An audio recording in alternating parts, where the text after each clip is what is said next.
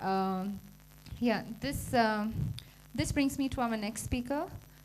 Very versatile, just true gentleman, and yeah, I'll talk a little bit about Mr. Ashish Thakur.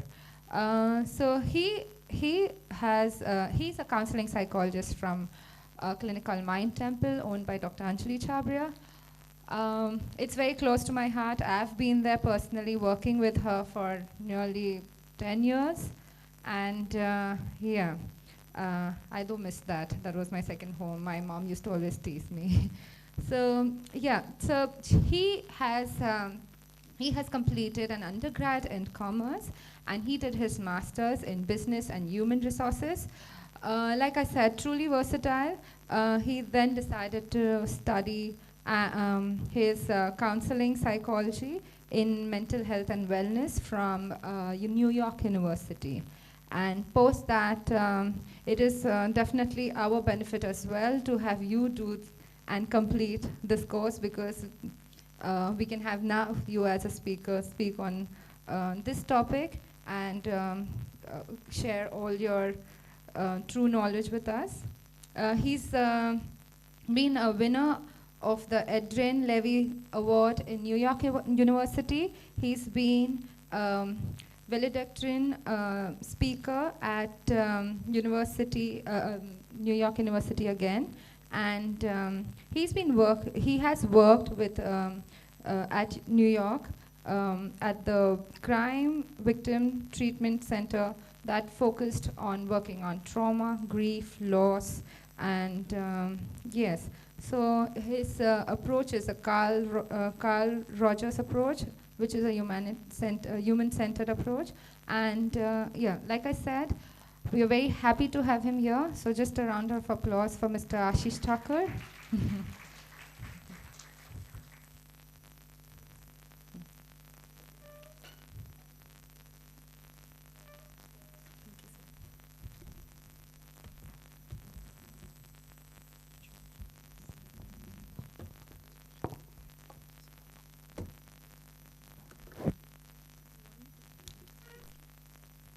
So good morning, everyone. Can you hear me? Yes.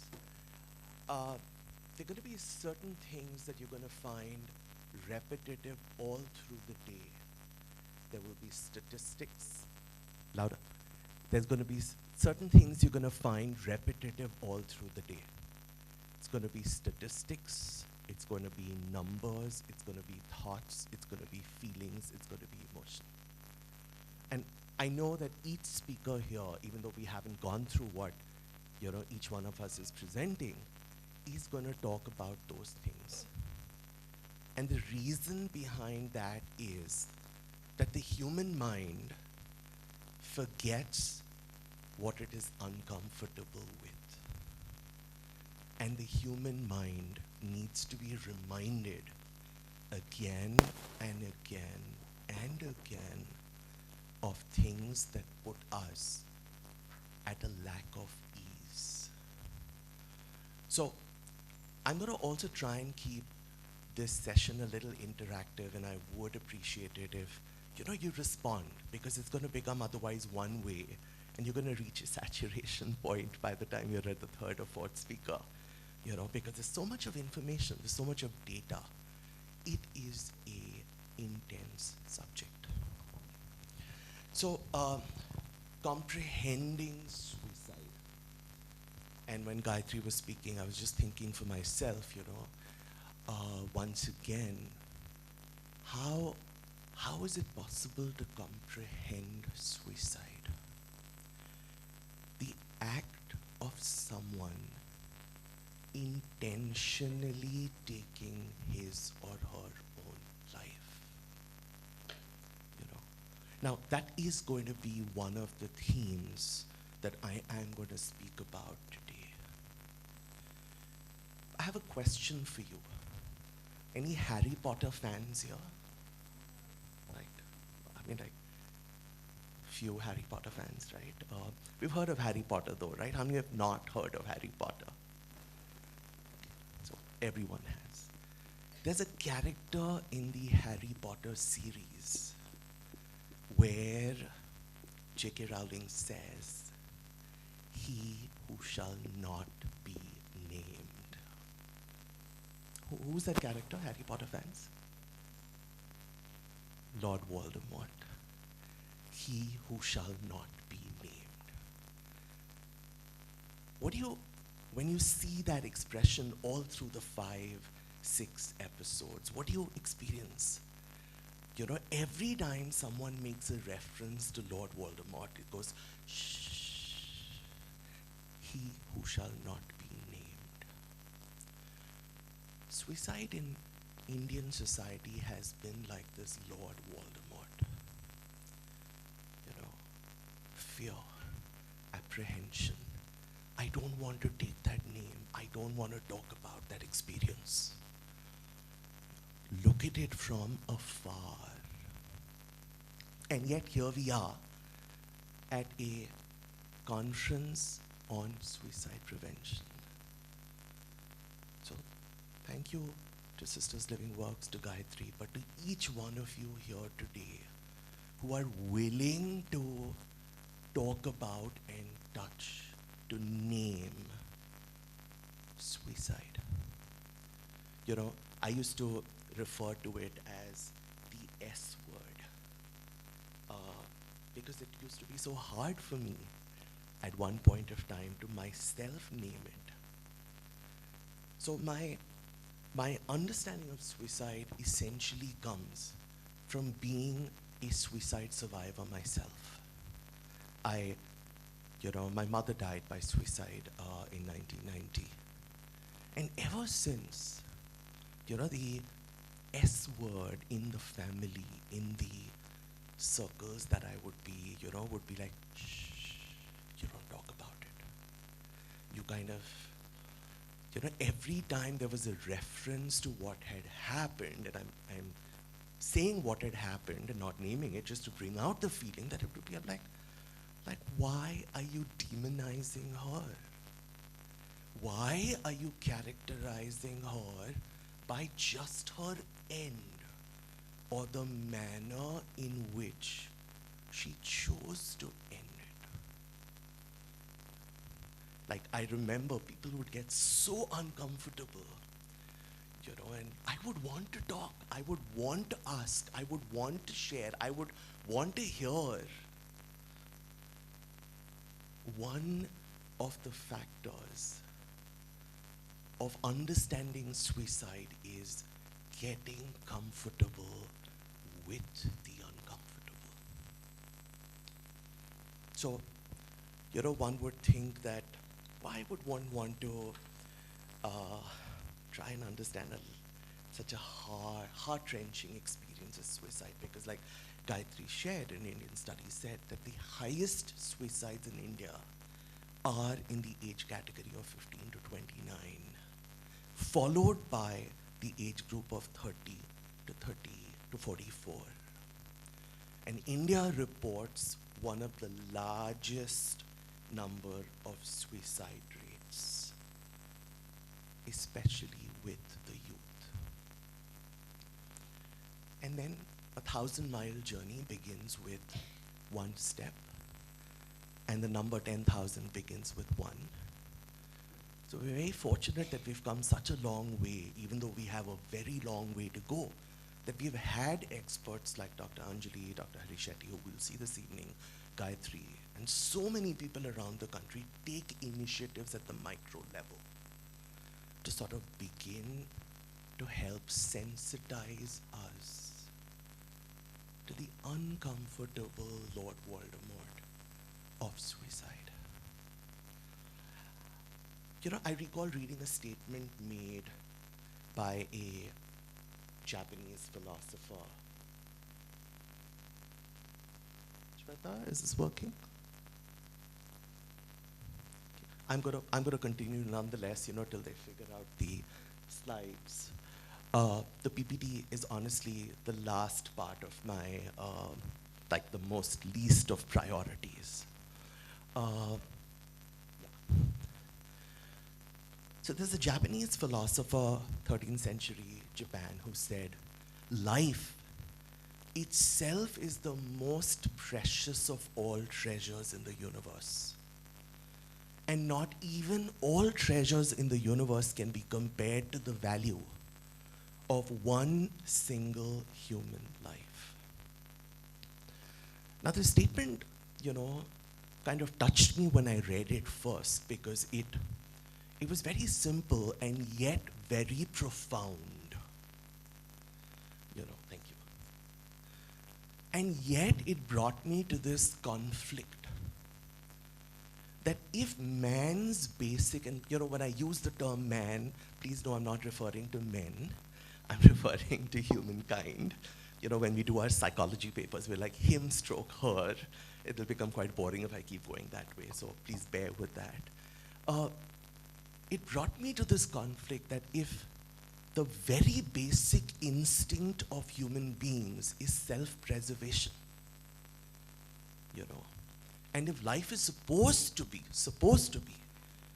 the most precious of all treasures, then what is it that makes an individual conflict with this very basic instinct and ignore or kind of be able to consciously put aside this treasure called life? So suicide, like I shared earlier, is the act of consciously, intentionally ending one's life.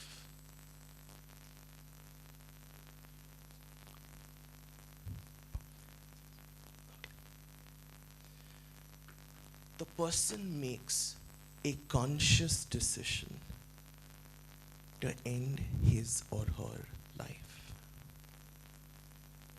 Now, comprehending this intentional decision to end one's own life is like trying to get into the other person's psyche, trying to understand that other person's thought process. It is about, confronting our dis-ease. The word disease, D-I-S-E-A-S-E, is actually comes from D-I-S/E-A-S-E. I am at lack of ease with my own self. If I have to try and understand the reason, or why did someone choose to kill himself or herself or die by suicide consciously? Now, one of our speakers today, the title of her presentation is A Silent Epidemic. Suicide is an epidemic. We just choose to look away. Day before yesterday, there's a 17-year-old girl in North Bombay from a school which I would not name for reasons, you would understand. She jumped from the 17th floor. And I was talking to a friend of mine whose son goes to the same school, and he was telling me, Ashish uncle, I don't understand, why would she want to do this? Like, why? Of course I heard him out. And it took me back to one point, which is when we begin to understand the why, the how will follow. We need to understand suicide. We need to get it right, or at least not get it wrong. And this conference is an attempt for each one of us here to get it, or at least not get it wrong. Because unless there is an acceptance, there will be no understanding. And unless there is understanding, there can be no prevention. So, suicidal ideation is essentially, what in the psychological psychiatric community is called a cry for help. Someone is saying, is presenting. If if you see what an iceberg is, there's a certain section which is visible above water. That tip of the iceberg is this cry for help. And we begin to focus on this tip, suicide, without understanding that there's a lot that lies below that surface. Have you ever seen a swan floating on a lake, in a lake? Anyone? I'm sure we can imagine it. What is the image that comes to your mind if I ask you to think about a swan? Please. I'm sorry? Grace, okay. What else? Okay. What else? Absolutely beautiful white thing on a still lake. I'm sorry?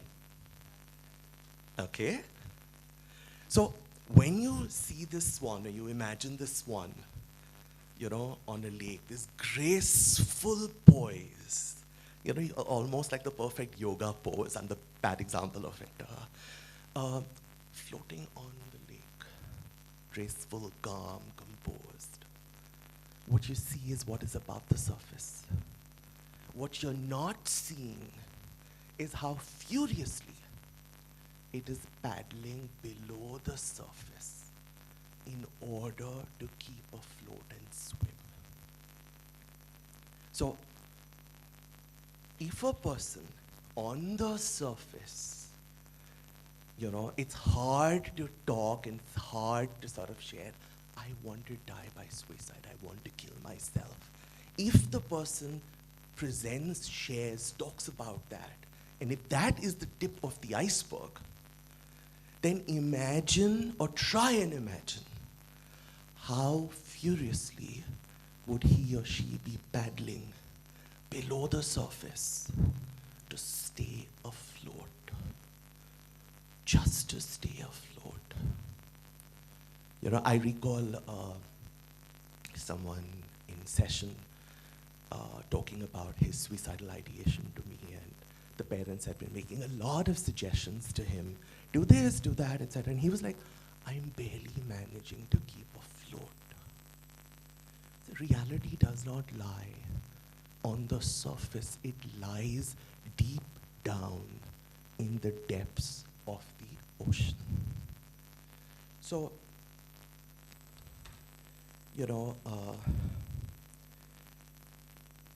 that brought me to a question that, there is this concept of concealed depression, concealed suicidal ideation, psychological and mental conditions which are not visible. And any one of us would ask ourselves, so how am I supposed to reach out or be sensitive or respond to someone where there is hidden intent or concealed ideation? We're all, when I say we're all, please don't take it personally, but I'm referring to like the human race. We're all masters at masking. We're all masters at being the Phantom of the Opera. Beautiful masks, beautiful presentations outside. How does one identify? We're often with people who we know, we kind of begin to get sensitized to the fact that, listen, something is off. You're not your usual self. What's going on with you? And you'll see these sort of changes reflected on the emotional front, on the cognitive front, on the somatic front, on the motivational front. And I want to just briefly touch on some of the things that you can look out for. You will see motivational changes with a lack of interest, inertia. Someone who's been pretty gung-ho about things suddenly is like lifeless, listless. Is like blah. These days, the millennials, I learned a new term, meh. Like the first time, one of my young clients told me, I'm feeling meh. I had to ask, what is that supposed to mean? MEH. And then there is what you see on the emotional front: sadness, crying episodes, lack of interest. On the cognitive front, low self-esteem, anxiety, feelings of inadequacy. And on the somatic front, you know, I'm aching, I'm paining, I'm tired, I've slept for 3 days and I'm still exhausted. Disturbed sleep patterns. In the family, and I'm a very big proponent of, what Gayatri said, the family and friends are the first line of observation. You're actually empowered to be the best sensitization front to the person, because you're gonna be able to observe some of these things because you're at close quarters with this person. You often hear in families, kya ho raha hai? What is going on with you? Like you don't seem yourself. And we brush it aside. So I once again want to touch on the statement I made a little while ago, which was, when the why is clear, the how will follow. And of course, it doesn't mean going on barging. Our way of expressing our concern is, why are you feeling like this? Why are you feeling like this? Why are you feeling like this? Tell me, tell me, tell me, tell me, tell me. Wrong strategy. So if I had to use the analogy of the law of cause and effect, there is a cause, there is an effect. If suicidal ideation is the effect, if a person wants to intentionally end his or her life, then why am I not making the attempt to understand the cause behind it? And of course, the human mind is a mini cosmos in itself, and it may not be possible to sort of understand everything because it doesn't resonate with my line of thinking. But that is why I spoke about this aspect of, I need to accept even though I may not understand. There's this concept that makes up an integral part of my presentation today, which is called this concept of radical acceptance. Because like I said, unless you accept something, you cannot understand it or make the attempt to understand it. And then you cannot be a proponent of prevention. It is only when the why is clear will the how follow. Now, how do you understand the why behind someone who wants to kill himself? It's a hard process. I personally struggled for very many years, to sort of for myself begin to try and understand, why would she want to kill herself? And I did get some answers, I didn't get some answers. But as a professional, or as someone today who works with individuals with suicidal ideation, I would like to share and present to you all some of the points that we need to be aware of as to why does a person want to kill himself or herself. So Gayatri spoke about a few points earlier, but I'd like to run us through. There's mental illness. That by itself is such a massive taboo in Indian society. Depression, oh my gosh, don't talk about it. Bipolar disorder, he is bipolar, oh my God.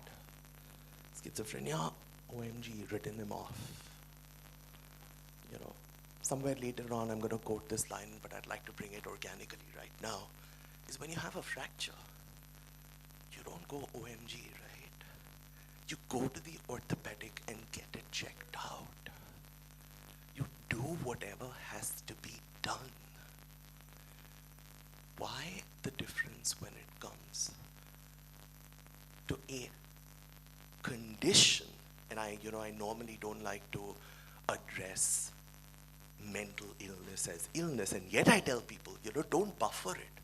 Because the more you buffer it, the farther away you take yourself from impacting and creating change. So there is increased stress levels. How many of us feel this high stress in today's world? Work, studies, competition, 99.9% performance appraisal, projects. I of course, I'm one of the fortunate ones, and Shweta will agree to it, because I have Anjali tell me, listen, when you're taking time off, like, aren't you working too hard? Too many long hours, change your appointments for tomorrow. Grief, loss, and bereavement. Indian society, has the concept of you grieve for 12 days, and 13th day onwards you're supposed to get back to life, as if the loss of the individual didn't happen. It's stuck here in your throat. Bullying, school, college, some of our most esteemed campuses in the country have reported students dying by suicide on account of physical, mental, emotional, psychological, and sexual bullying. Failure. This can never change. My life is defined by this, or was defined by this. Financial setbacks, and like Gayatri shared, sometimes we feel the educated are more sort of empowered to understand, but you'll also find a lot of suicides taking place in the upper class of the social strata, and farmer suicides. I was talking to someone a couple of days ago, and we were talking about the US elections, with how each candidate kind of saying, we've got to do away with student loans. Students need their loans to be pardoned so that they can start their professions clear slate. And I was just thinking, in India, farmer loans need to be written off. Because at a rural level, we're not even kind of getting to know what is going on, and all we hear is another farmer died by suicide. Failed relationships, a factor which is minimized, because you're supposed to, so what if he dumped you? So what if? Partner violence. India is especially reported very high rates of partner violence, and in this case what I would like to share is how, women continue in abusive relationships when they have the choice to get out. But the choice that they make sometimes is, I choose to end my life. Rejection, loneliness. My only source of company is Facebook, Insta. How many likes do I have? The UK has a minister of loneliness, I believe. Social isolation, trauma, chronic pain, and terminal illness. Inability to cope with external demands and internal resources. This inability to cope with external demands and internal resources. I was called in a couple of months ago on an emergency basis to a clinic where we got a call saying there is a 6th standard young boy who told his parents, I want to kill myself. And the parents, of course, had the sensibility enough to kind of get in touch with a medical practitioner in the family, took him there, and then they called one of us to meet up with him. And it was hard because I was meeting this boy for the first time, 6th standard. So we spoke about cricket, we spoke about sports, we spoke about racing, we spoke about games, and he finally came to, Ashish Bhaiya, what am I supposed to do? His body language was this, what am I supposed to do? You know what, I was trying to understand him. He's like, what am I supposed to do? So as I kind of investigated further, he said, I get 92, 93%. But when I come home, my parents' first reaction is, why didn't you get 95? Why didn't you get 98? And what he said, you know, I am trying my best. I'm not able to do beyond this. How much is his body language again was, how much more can I do? How much more can I do? I don't know. I'm not meeting their expectations. This conflict, internal conflict of this young sixth grader to think that suicide is the only way, because there is this tug of war between expectations and what I'm able to produce in reality. Now, we often ask, so what is it that a person with suicidal ideation is trying to achieve? What will be the solution?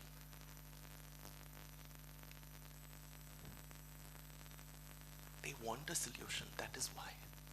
And they're not able to get one otherwise. And they look at suicide as the only solution. You know, the mind is like Star Wars. I want to end what is going on in the mind that point. I want to alter my consciousness. This unbearable psychological pain, and I'm going to touch on something which, when I was first exposed to this concept called Sych, P-S-Y-C-H, A-C-H-E, leg ache, psych ache, where the pain reaches these intolerable levels. I can't take it anymore. Frustrated psychological needs. We anyway as a society have a tough time talking about what I need emotionally. Hopelessness and helplessness, the confusion, ambivalence, constriction. I remember in Dr. Anjali Chabria's book on the chapter in homosexuality and suicide, there's a line where she says, when she's talking about a particular client who described this constriction, and he said, it is stuck in my throat. It won't come out. It won't go in. I want release. Escape. There is no other way out. And when we hear someone, I often tell families that the minute you hear the word suicide, do not take it lightly, because the person is communicating his or her intent. Now, we have, why do you think suicide has become a line of study? Why the term suicidology? Anyone? Why suicidology? Why suicide? You have theories on suicide today, because once again, it is an unattended reality. So if I had to just put up, and I'm not going to go through those in detail, you know, some of the theorists who have said what they have to say, there's negative and severe discrepancy between expectation and reality. Sixth grader, you know, expectation was 98. Reality is I'm doing my best. 93. You're not getting it. I'm not able to do beyond this. And then we often come and see or interact with individuals who, you know, kind of subject themselves to self-harm, you know. We often hear cutting has become a mode of behavior. What do you think the person is trying to do? He or she is trying to get release from something that he or she is not able to deal with or express. And we go, I'm going to come to this concept that I'm very fond of, and I remember when I first submitted my abstract for this presentation, I was all like, what do you mean by awfulize? You know, when we see someone cutting, we awfulize that behavior. AWFULIZE. You go, bad, bad, bad, bad, bad, bad, bad. But what you don't see is, don't ask is, why is the person cutting? Psychic, which I spoke about earlier. And when it comes to psychic, I want to talk specifically about a particular aspect that explains psychic so beautifully, where someone said, I want to stop living, but I don't necessarily want to die. I don't want to leave my loved ones behind, but the pain is too much to bear. And when someone shares that the pain is too much to bear, some of the responses we hear is get over it. People have real problems. And I'm like, really? Just because you don't understand the emotional, internal psych ache. You know, the ache is because of a fracture. You're like, oh, my poor darling. You know, I hope we get you painkillers.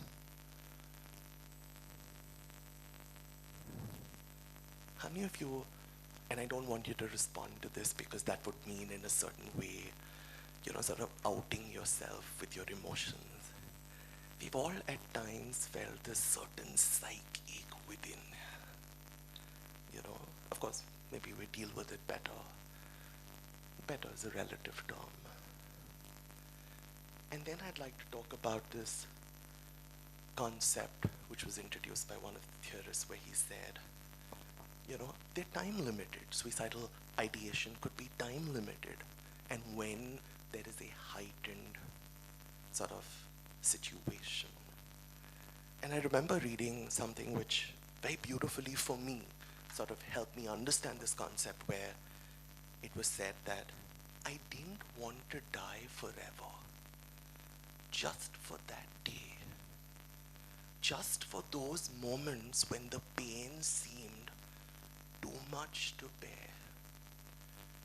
In that hour, suicide seemed the best option.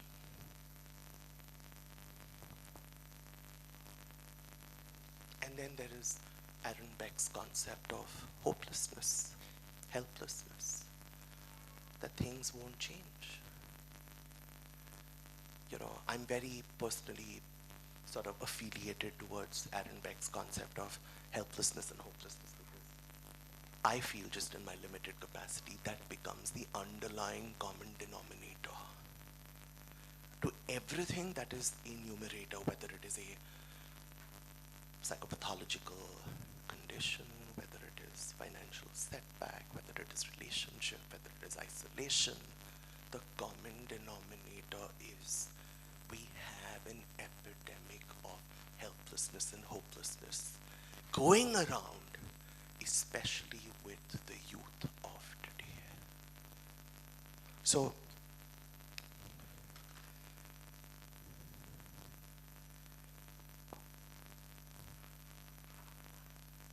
any volunteer, how would you understand suicide? Just one word, or a series of one words. How would you understand suicide? Just give me one word.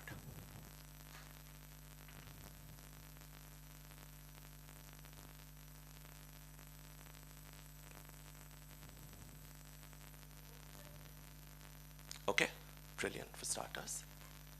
Yeah, yeah, yeah, yeah.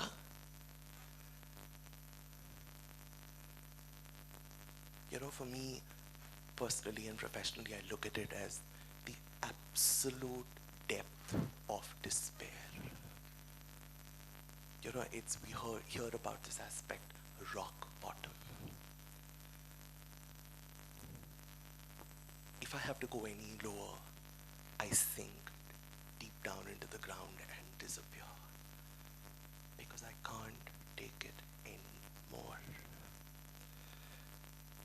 What do you think, if at all, whether personally or otherwise, if you've heard the statement being made to you, I want to kill, what's your first reaction? Just internal reaction. I'm not talking, don't, there's no right and wrong here. There's no judgment here. What would your first reaction be if someone told you, I want to kill myself? Okay?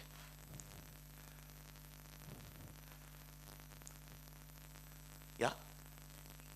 Okay, I would just be, yeah? I want to kill myself. What would your reaction be? It's no fun if you're going to be mute. And that's one of the essential aspects. You don't let the other person go mute. So, I'm sorry, ma'am. Yeah? Okay. Most people get frozen with that statement. You get stuck in time in the moment of that statement. And your reactions are you crazy? Are you silly? You've got everything going for you. Stop, stop being a drama queen. I was trying to get the words right. You often hear that, right? Stop being a drama queen. Stop overreacting. Even if the person is in that moment overreacting, a lot of suicides take place on impulse. Your overreaction to the possible overreaction of someone with suicidal ideation could actually be shutting him or her down and pushing him towards a non-reversible mode of action. I want to get to this aspect of radical acceptance. And this is something that, took me a very long time to understand as I embarked on my journey years ago. And I'd like to quote it just the way it is. The act of embracing with your entire being what is being said, shared, and expressed. Removing the additional layers of reaction to what you do not understand, that you do not agree with, that you cannot comprehend, that you cannot fathom. And I want to focus on the words additional layers of reaction. I remember one of my professors at NYU making a statement that stuck onto me, where he said, it's never the thought that is the problem.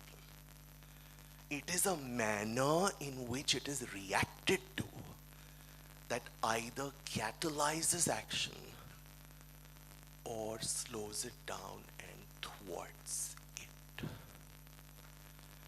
Your reaction is very critical to the person presenting suicidal ideation.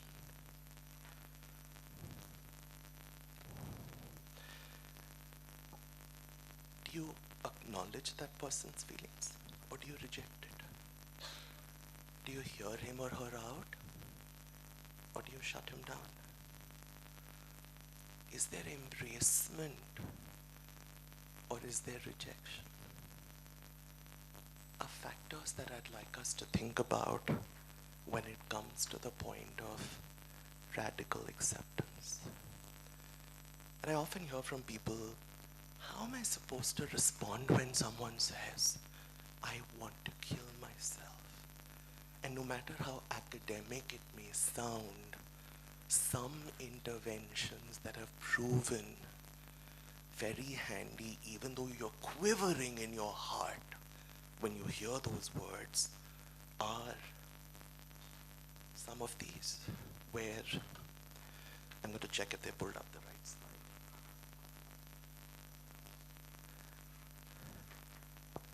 How are you doing with what you're feeling? I'm here and I want to listen. What can I do for you? Please share with me what you're feeling. What's the hardest part for you? Take all the time you need. I'm here. We're impatient with our reactions. What is it that you're feeling right now? I will be in touch. I'm here. I will call in.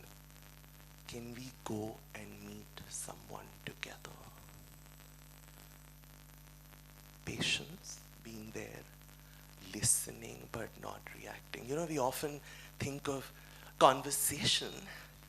The minute the person starts speaking, you're like, how am I going to react? How am I going to respond? You've stopped hearing, listening to that person. Because your focus is, how am I going to respond? You're not responding, you're reacting. You're safeguarding yourself. You know, you've shut off because you're uncomfortable with what he or she is saying. That physical touch of assurance, if possible. Some of the no-nos is, absolute no-nos is, I understand how you feel. Really? You know, I mean, do you really understand when you make, we make that statement so matter of fact, right? I understand how you're feeling. No, you don't. Because if you would, your reaction would be very different. It's time to put this behind you. And that's exactly what he's telling you. Tell me how. Just don't tell me it's time to put this behind you. Tell me how. Be strong. I'm like, that's the most overrated statement. I'm not able to be. That's why I'm telling you I feel like killing myself. Either you tell me how, or like, okay, I was going to use a explicit, but I'm not going to use that. You will feel worse before you feel better. I'm not able to go through this worse. I don't even want to wait till it feels better. Another very overrated statement. This too shall pass. I can't wait. I want to end it now. And then the comparison. There's so many others suffering so much more. You at least have a roof over your head, shelter, good career, etc. I couldn't care less what others had. Right now, I'm not able to carry that load. I'm not able to take this forward.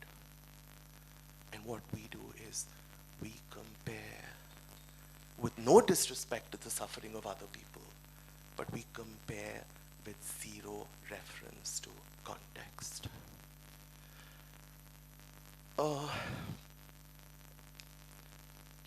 We may think, how my words going to impact the other person? But words have tremendous power. They reflect your empathy. They reflect your attempt to understand. The statement that has a lot of power is, I may not understand you, but I want to. Please help me understand your pain and suffering. Gayatri touched on a point about society. And we live in a society that does not do very well with talking about emotions. We don't do well with getting comfortable with the uncomfortable. Our responses invariably reflect, we either awfulize the person or their statement, or we minimize or oversimplify. I recall, a client in session telling me that every time I try to express myself, they either disregard my feeling, they either say, you're over-dramatizing, or they go, bad, bad, bad, bad, bad. Think about us. And he said, I'm barely able to think about myself in this moment. How are you asking me to think about you and putting that additional guilt on me? when you react, you perpetuate and you're a proponent to repression. You encourage suffocation. You make the person bottle up. Anything that bottles up will explode with dire consequences at some point of time. You know, we often wonder why people in the midst of a seemingly good and full life have chosen to die by suicide. And we've heard so many sort of known people in the last couple of years die by suicide. You know, Robin Williams, Anthony Bourdain, Kate Spade. You know, Heath Ledger was said to have died by overdose, but, you know, Gayatri spoke about the aspect of overdose.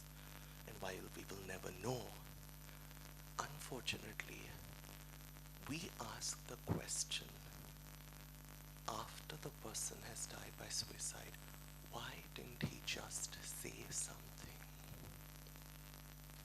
But he did. Maybe he did. I chose not to hear. I chose to reject. I chose to abandon. Because I was so uncomfortable with what he or she was saying. And then the person gets defined by the way he ended it. And I'd like to talk, before I come to my conclusion, about the word commit that Gayatri touched upon. You know, the dictionary meaning of the word commit is you're perpetuating a crime. When you use the term commit suicide, you're criminalizing and demonizing that person and his or her action forever.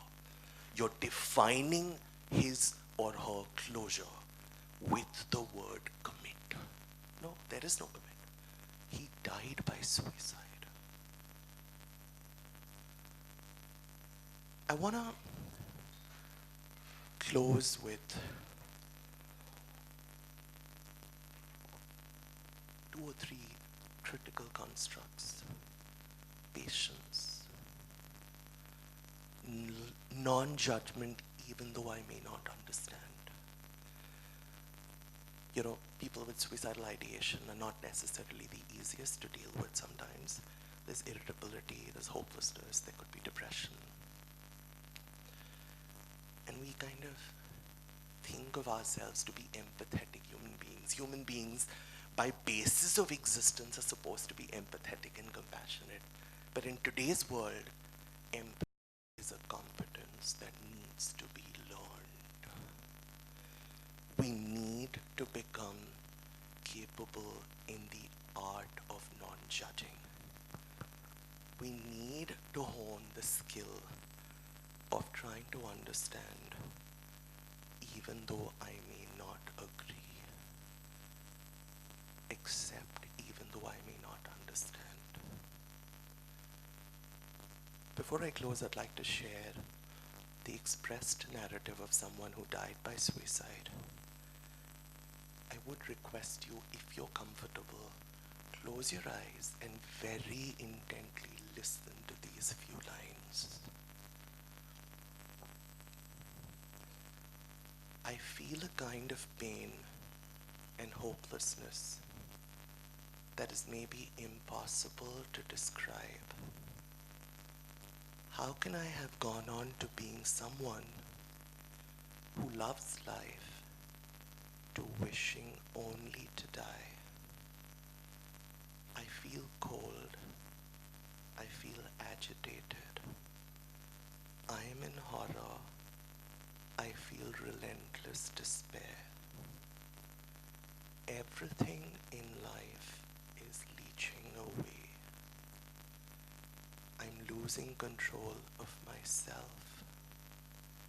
I'm slipping away from my own hands. Everything is an effort all day and throughout the night. There seems to be no point, no nothing. My burden off me to me is intolerable. There seems to be no way out and an endless road ahead. Ending it seems to be the only choice. Take a moment, let that sink in, and just for yourself think, how would you respond to that?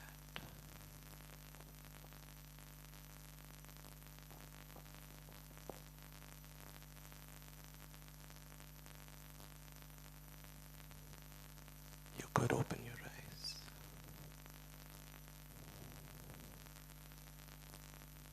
Just let that feeling stay for a bit and ask yourselves, how would you respond to someone who expressed that thought, feeling, emotion, pain, and heart? Thank you so much.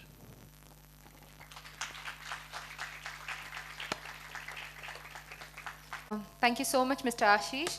It was wonderful having you. You actually began our conference with a big bang. The word comprehending was a true experience, feeling what they feel, understanding. Like you said, you can't truly understand. But having that sort of empathy and having that sort of insight into probably what they're actually experiencing, a wonderful and a very effective presentation, I must say.